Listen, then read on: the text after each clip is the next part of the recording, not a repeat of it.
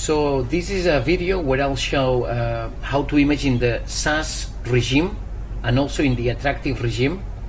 Then we'll switch from the SAS regime to the attractive regime to see the differences between the two modes of operation.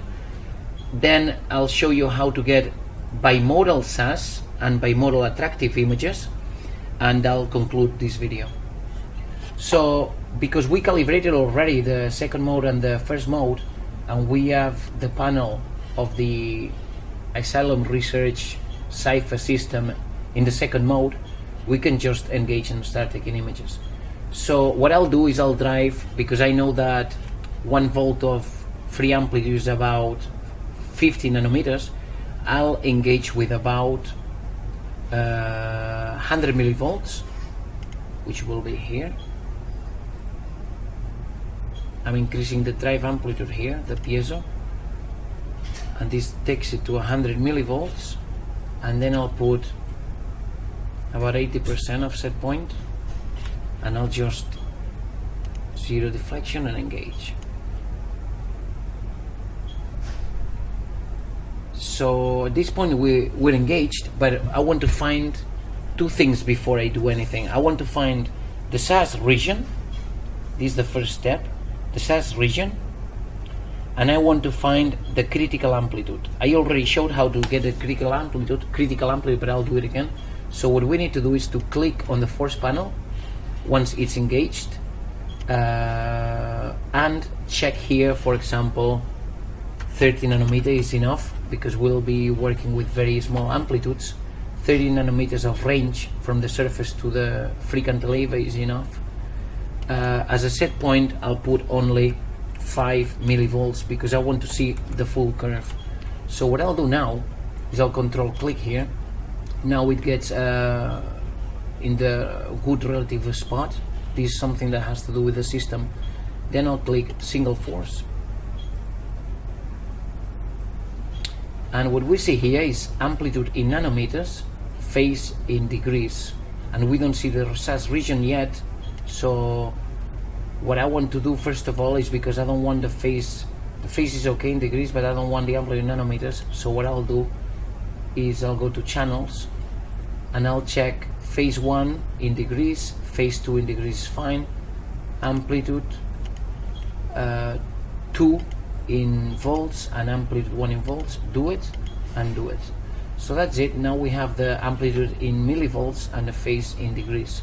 We also want the deflection, so let me check deflection in volts and do it, because in the SAS region deflection can be converted directly into adhesion, as we discussed in the ACS Nano paper from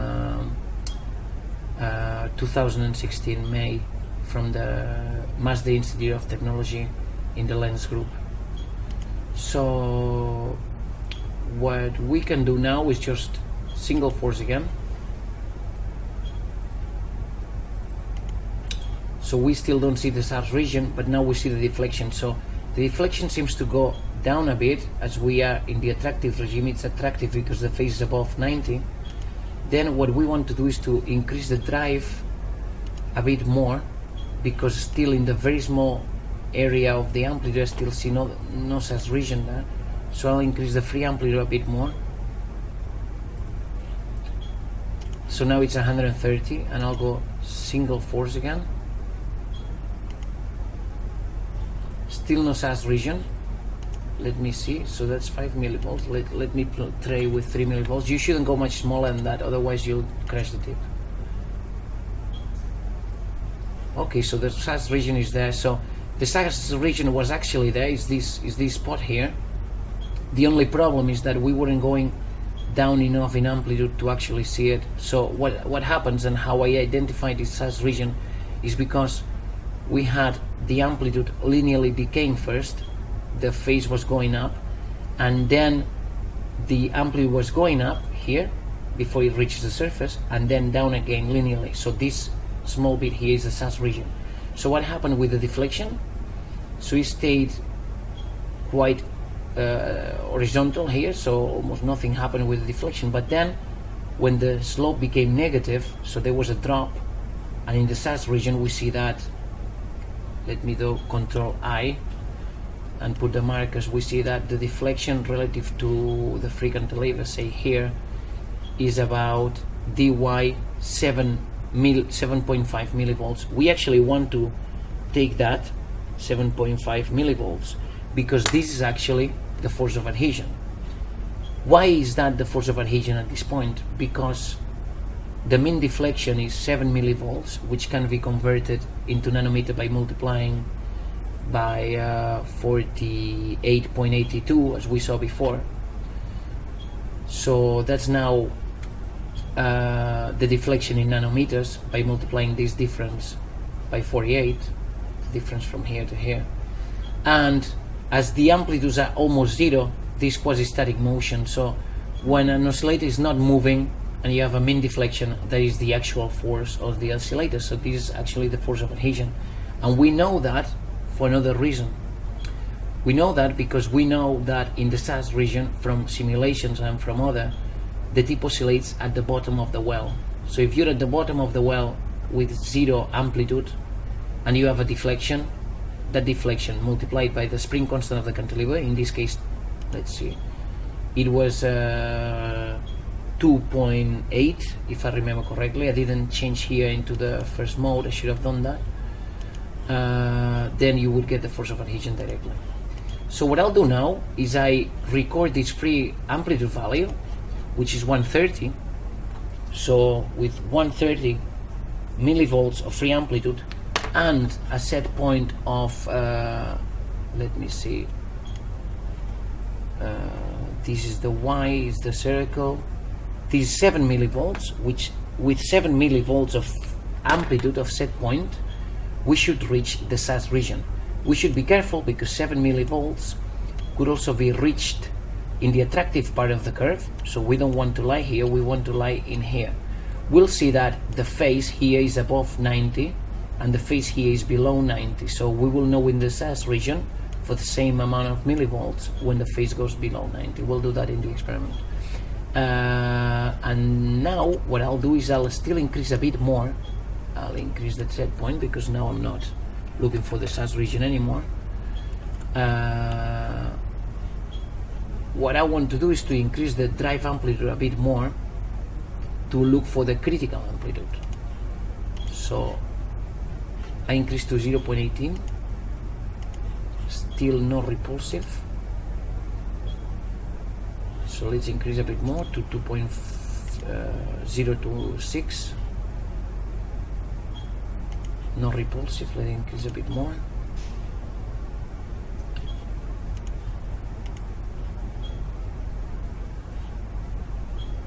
Okay, so now we have the transition from the attractive into the repulsive regime at these relatively high set point ratios. So we know that we've already reached the critical amplitude at 0.38. Let's put 0.35.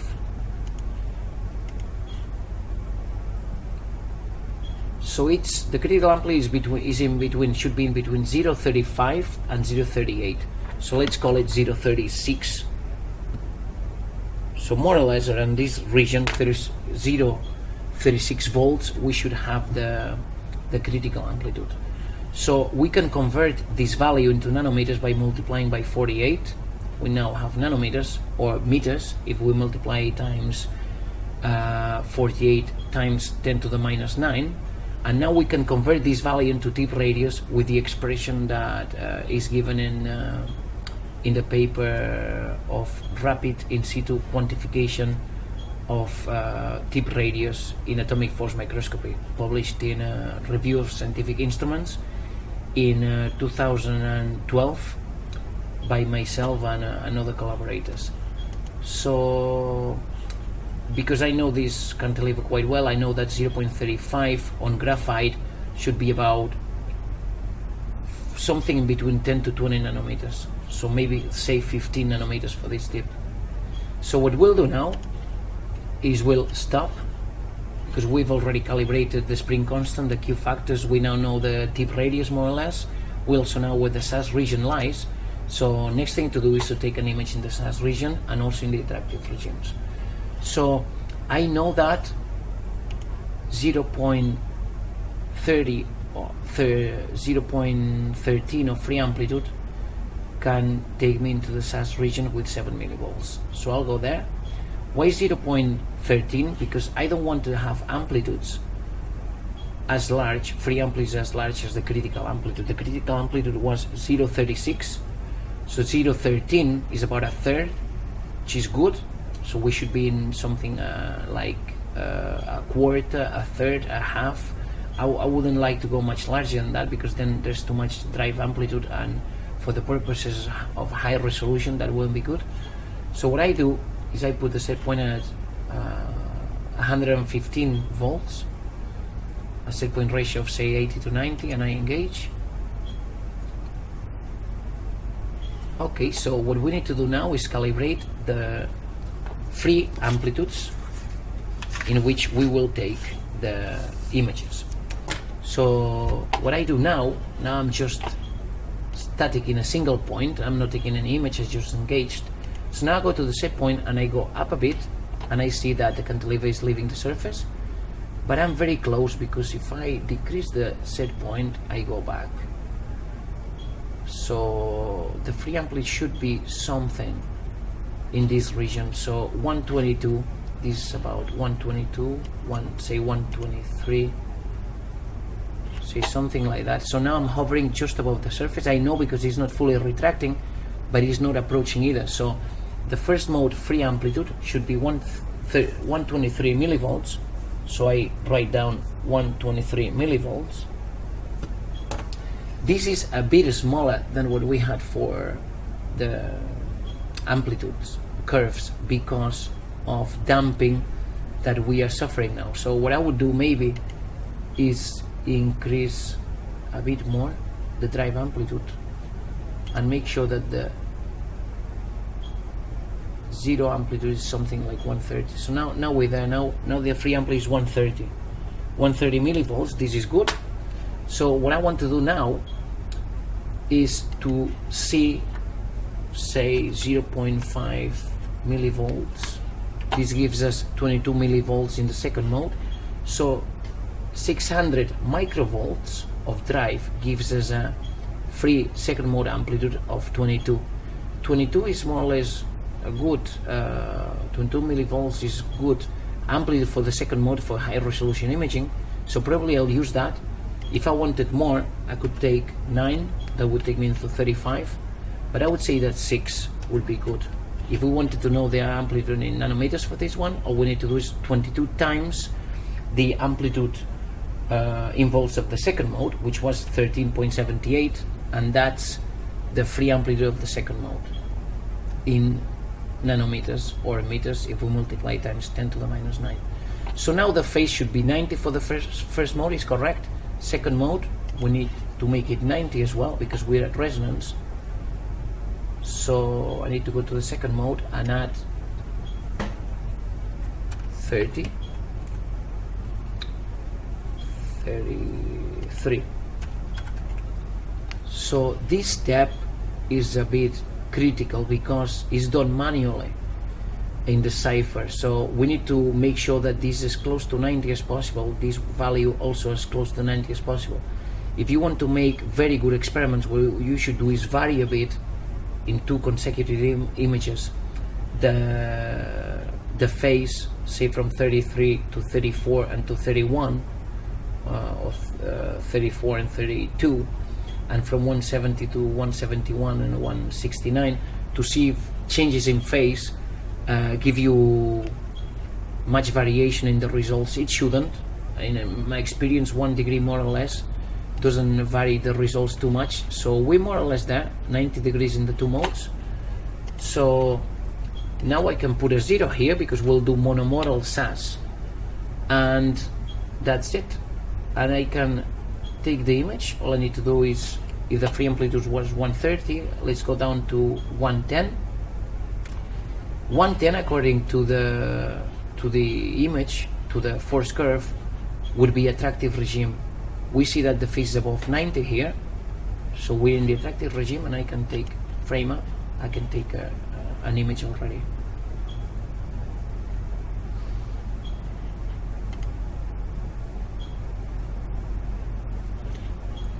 let's see the height.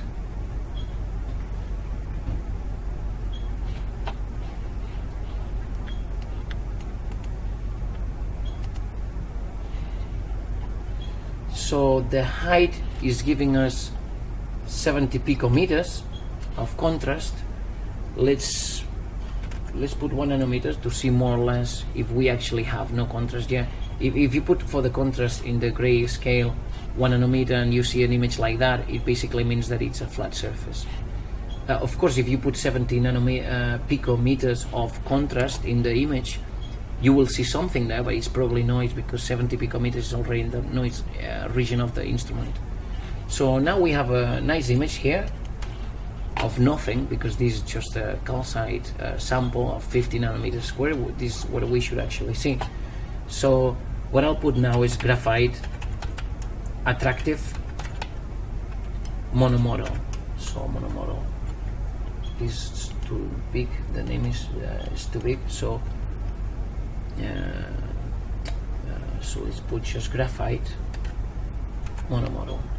So now the image is being saved. So all I need to remember is that the free amplitude was 130, the set point is 101 millivolts. The image is taken already, the phase is above 90 degrees, so it should be attractive regime. And now I'll show you how to reach the SAS regime. Because the free amplitude is 130, all I need to do is decrease the set point. Now the image is finished in the attractive regime, so let's put SAS now. SAS, graphite, SAS, monomodel. So all I'll do is decrease the set point, and I'll keep looking at the face to see what it does. So we can keep going down. We see that the image now is so it's getting some noise here. The free amplitudes are very small. Now we're hovering just above the surface with very small amplitudes. Soon we should see a transition into the phase below 90 degrees. This is what will happen now.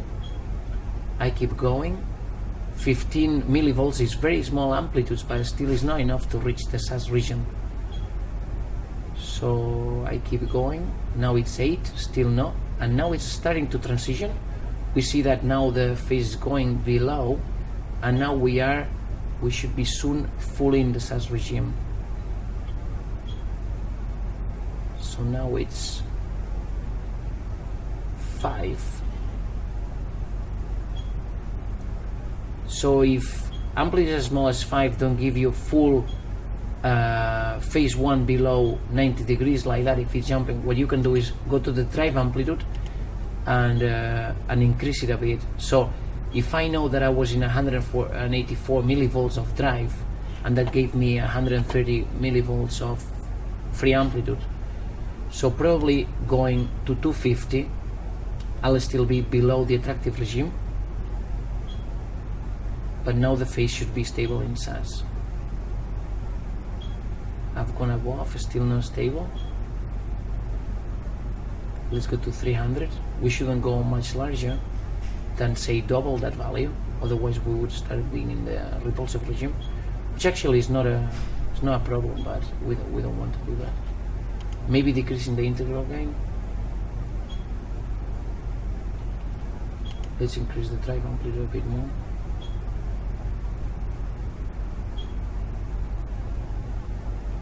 Let's decrease the set point a bit more. So in this case the integral gain is not coping with it. Let's see if I give it less value in the integral. Yeah, it looks like it's working, because it's a very small image, so it's only 15 nanometers squared. Let's go much higher in drive amplitude. Probably this tip is not sharp enough. I need to give it much more strength in the drive.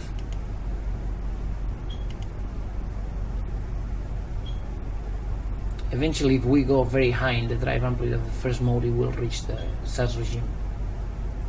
That's what happens when you have a lot of input force. We're going really high. It's not really a problem, but would have rather had a sharp tip to exemplify this. So more or less, now we are always in the below 90, still jumping a bit.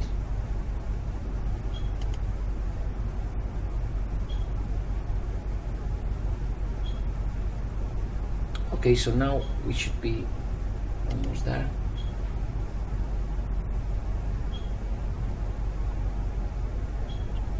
As we can see, the image is still quite good, even though the drive amplitudes are very large.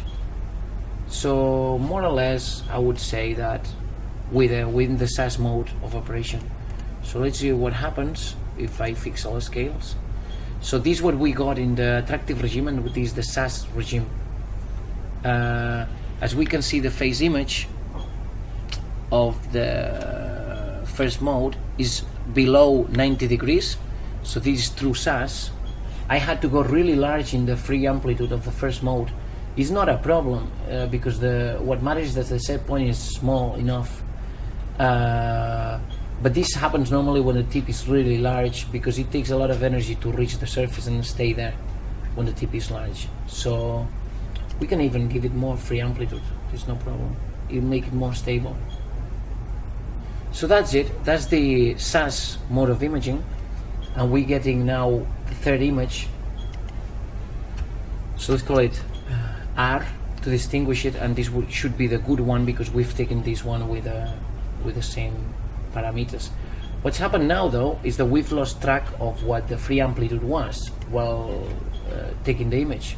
So what we should do now is make sure that the drive amplitude that we have here in the piezo we can convert properly to the free amplitude of the cantilever to quantify anything that we want to quantify, in particular to quantify adhesion and things like that in the bimodal case. Since we hit already in the SAS regime, we might as well do second mode imaging. We said that 0.6 was a good value, and it gave us 22 millivolts. So as we can see here, we're in the repulsive regime in standard nomenclature because this is below 90 degrees, but in fact it's SAS bimodal operation. So this is what's happening now. We have SAS bimodal operation. We have below 90 degrees of second mode, below 90 degrees of first mode. The amplitude set point is 6 millivolts, which if we convert into nanometers is very easy. Let's get the calculator. 6.23 multiplied times 48.8, if I remember correctly. That should be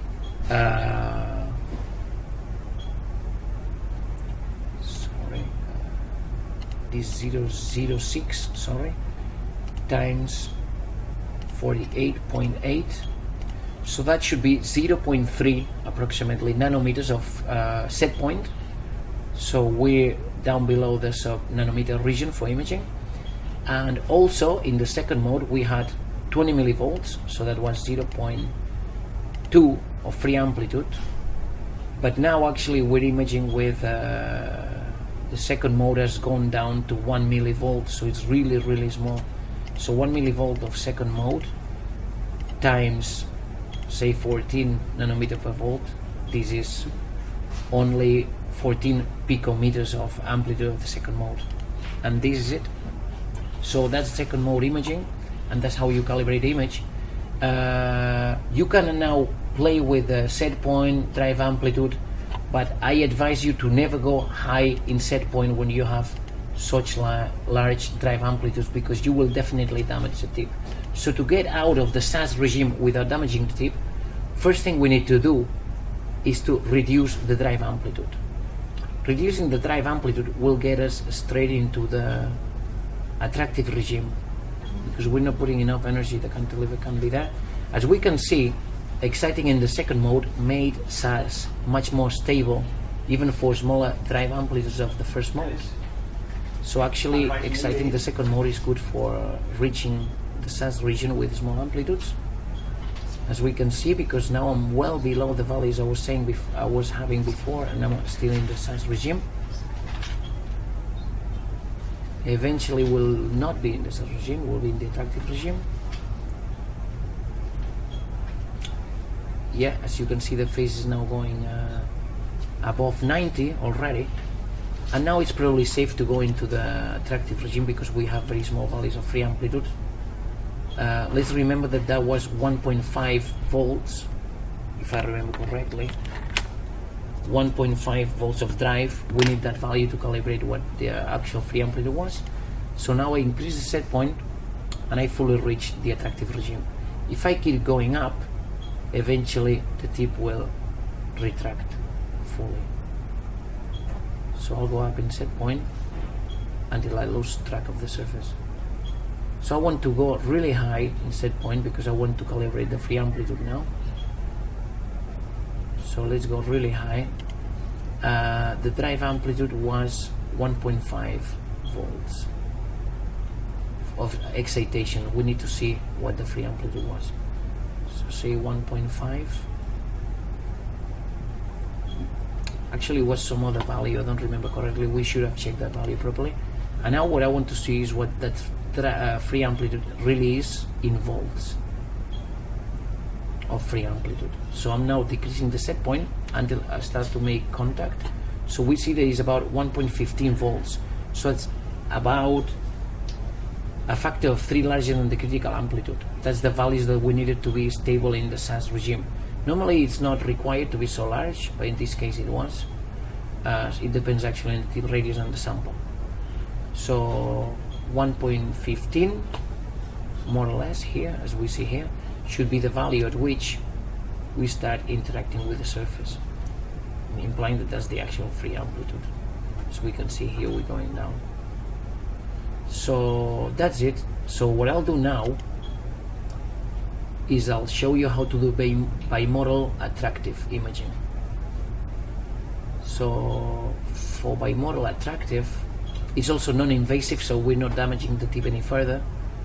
So for bimodal attractive, all we need to do is get a free amplitude of about a half or a third of the critical amplitude. In this case, the critical amplitude was 0.35, so we need to be in about 0.13. Is okay. This value is actually okay. So what I'll do now is decrease the set point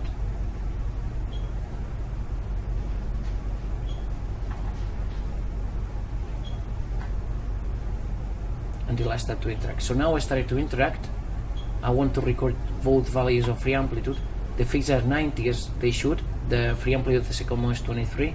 First mode is 122.66 according to the set point, but this also has an error of 1 to 2 millivolts here. So now all I need to do is from 120 go down about to a ratio of 80%, so I'll go to about 100. And that's it. That should be bimodal attractive imaging. So from bimodal attractive imaging, you can record amplitude 1, phase 1, amplitude 2, phase 2, and height, and you can convert these images directly by following the instructions in the nanoscale paper we just got into nanoscale in 2016 into Hamake maps. So this can actually be converted into chemical maps if you calibrate, if you know the actual values of cantilever spin constant and also free amplitudes and amplitude conversion. So that's it. This should take the image of bimodal attractive. So that's all for bimodal. Now I'll put a 0 here, and now we're in monomodal because we're exciting only at one mode. And what I want to show you now is how to go from attractive to repulsive. So now it's attractive, it's 113. Of course, no matter what I do with the set point, that should stay there until I go really low into the SAS region. As you can see, I went to about 10 to 20% of set point, and still I'm in the attractive regime above 90 degrees. If I go higher to 100%, it's always above 90. So until I lose track. So I'm going down, 90 starts going up. I'm in the attractive regime. So how can I reach the repulsive regime? So the first thing that I'll do is I'll go up in set point, very large, so the cantilever is retracted fully, and I'll go to the drive amplitude that was actually telling me in the amplitude curves that I was reaching the critical amplitude, which was 0.30 something. So I'm increasing now. Let's put 0.4. it's close enough, 0.40 something. And now I'll decrease the set point.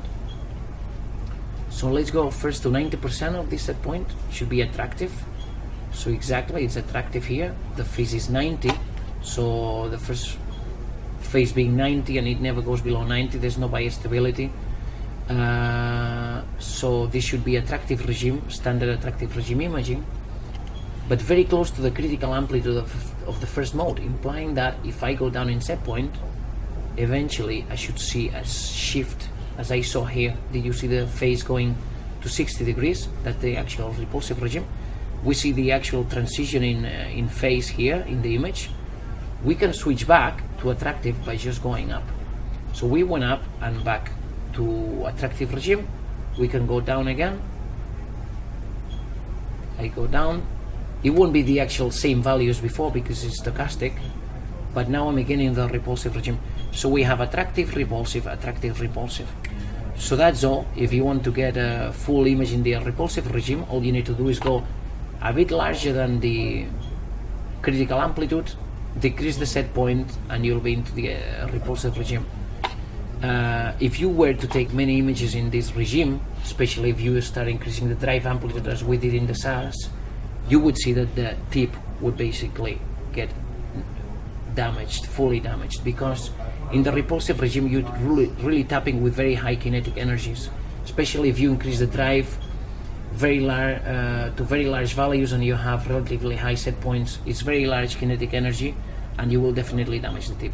In the SAS regime, with inputting a lot, even if you input a lot of energy through the drive, the good thing is that the kinetic energy stored in the cantilever is very small, so you don't have enough energy to damage the tip or the sample.